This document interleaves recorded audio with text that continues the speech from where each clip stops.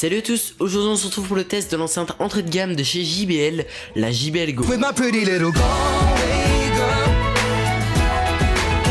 You're my pretty little Galway girl. La JBL Go est une enceinte sans fil de chez JBL qui est d'ailleurs la plus compacte de tous leurs modèles.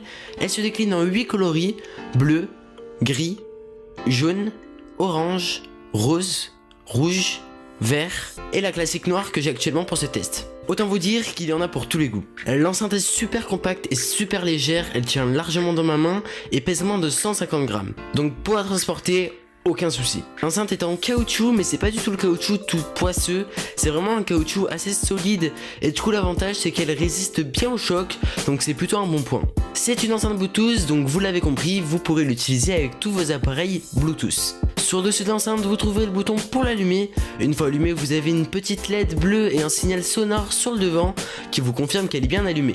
Ce bouton va aussi bien évidemment vous permettre de l'éteindre. Vous retrouverez également le bouton pour l'appairage Bluetooth, à savoir qu'il y a un petit son pour prévenir qu'elle est bien appairée. Deux boutons pour régler le volume et un bouton pour répondre ou raccrocher à vos appels. Sur le côté droit, un micro pour pouvoir utiliser cette enceinte tout en appelant. Malheureusement, le micro n'est pas vraiment efficace, il faut s'approcher à 30-40 cm au minimum pour être entendu. On retrouve également un port mini jack 3.5 mm pour la connecter en filaire, pratique si votre appareil n'est pas Bluetooth. Et bien évidemment un port micro USB qui va vous permettre de recharger la batterie. Justement, en parlant de batterie, JBL nous annonce 5 heures d'autonomie, alors pour tout vous dire, on est largement au-dessus. Je tiens environ 9 heures avec le son à fond. Au niveau de la batterie, vous pouvez donc tenir plusieurs jours sans la recharger. Quand on regarde une vidéo ou un film avec, il y a honnêtement très peu de latence, donc c'est vraiment un bon point. Donc maintenant, passons à la partie la plus importante, le son.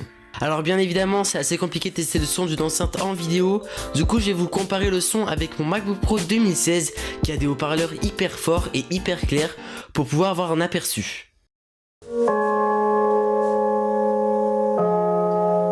We were staying in Paris to get away from your parents, and I thought, wow, if I could take this in a shot right now.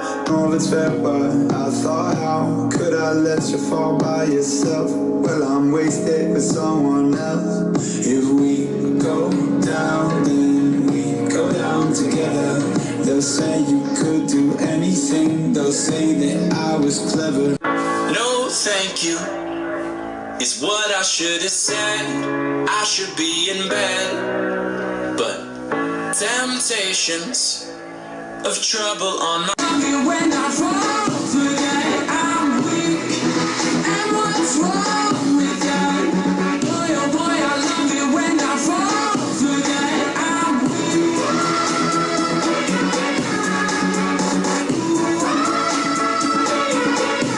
But I'm weak. Donc comme vous le voyez, cette enceinte pour son prix a un son juste extra. On peut vraiment monter loin sans trop qu'elle sature, le son est honnêtement correct, on n'a pas d'exagération, sur certaines notes, le son est assez neutre. Je vous dirais pas que c'est l'enceinte ultime, l'enceinte parfaite, mais elle coûte 30 €. Donc c'est honnêtement une des enceintes avec le meilleur rapport qualité-prix au vu des points positifs qu'elle regroupe. D'ailleurs il y a un petit câble micro USB de fourni mais pas Dragon, dommage car il y a un emplacement prévu pour ça.